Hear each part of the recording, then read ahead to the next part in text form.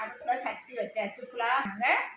அதுக்கு அடுப்பில் சட்டி வச்சுட்டு என்னென்ன பொருள்னு காட்டுறேன். கொஞ்சம் தேவைக்கேற்றது நம்ம புலா எவ்வளோ செய்கிறோமோ அதுக்குள்ளே தேங்காய் எண்ணெய் சேர்த்துவோம்.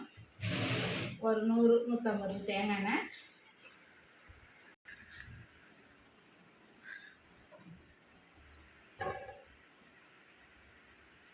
பட்டை, கிராம்பு, ஏலக்காய் சேர்த்துக்குவோம்.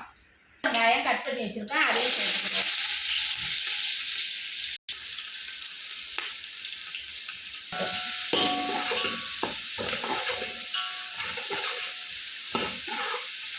வெங்காயம் வதங்கிட்டு இருக்கு, தக்காளி சேர்த்துக்குவோம்.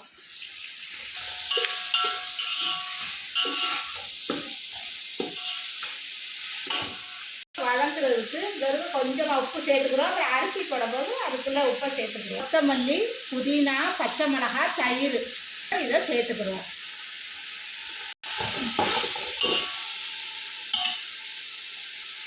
தண்ணி இந்த புலாவுக்கு சேர்த்துக்கிறோம்.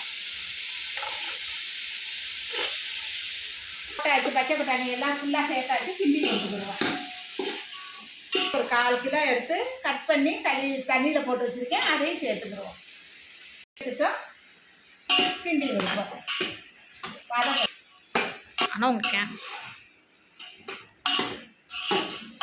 வந்து வெள்ளையாகவே இருக்குது. நம்ம இது வந்து காரத்துக்கு பச்சை மிளகாய் எல்லாமே அடித்து ஊற்றிட்டோம், அதனால வெள்ளையாகவே இருக்கும். ஸ்பூன் இதால் பெரிய கரண்டி இதே 1.25 கிலோ அரிசி போட்டுறோம், அதனால இந்த அளவுக்கு இஞ்சி பூண்டு பேஸ்ட்டு சேர்க்கணும். தண்ணி சேர்த்துக்கிறோம். தண்ணி எடுத்து வச்சுருக்கோம், அதை சேர்த்துக்கிறோம்.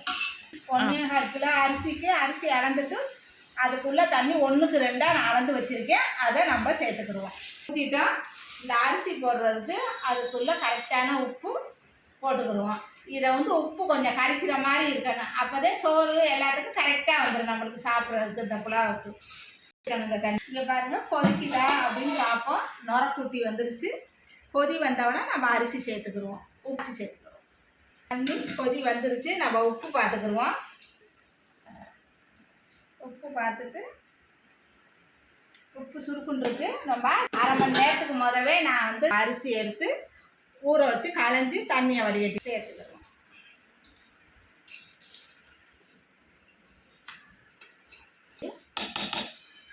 எல்லாம் சேர்த்துட்டு இந்த உப்பு இது எல்லாமே கரெக்டாக வந்துடும்.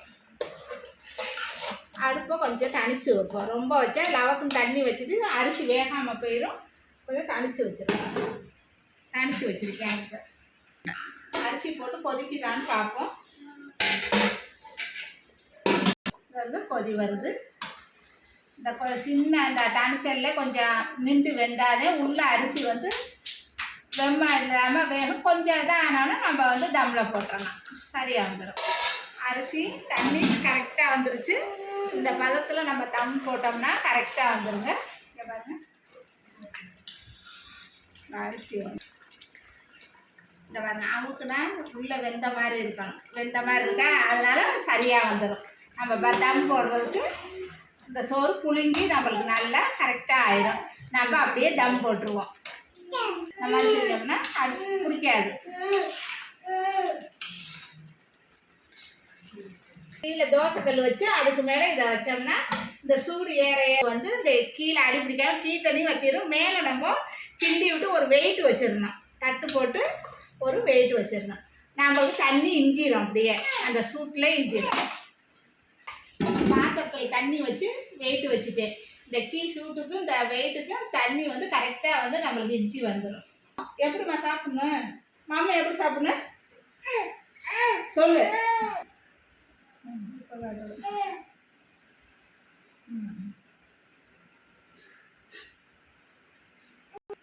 மம்மம் சொல்லு.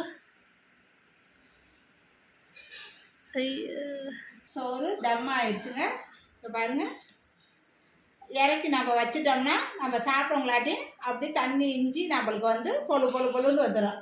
இது வந்து புலாவு மாதிரி நல்லா இது தண்ணி இஞ்சினோன்னா நம்ம சாப்பிடும்போது கரெக்டாக ஆயிரும். இந்த மாதிரி நீங்களும் செஞ்சு சாப்பிட்டு பாருங்கள். இதுக்கு ஒரு காம்பினேஷனாக ஒரு எண்ணெய் தொட்டுக்கிற வச்சு சாப்பிட்லான்னு நாங்கள் போடுறேன். அதையும் பார்த்துக்கோங்க எப்படி செய்கிறதுன்னு. அதைக்கும் ஒரு வீடியோ போடுறேன். இந்த மாதிரி செஞ்சு நீங்களும் ட்ரை பண்ணுங்கள். எப்படி இருக்குன்னு செஞ்சு பார்த்துட்டு சாப்பிட்டு பார்த்துட்டு செஞ்சு சாப்பிட்டு பார்த்துட்டு சொல்லுங்கள். அஸ்ஸலாமு அலைக்கும்.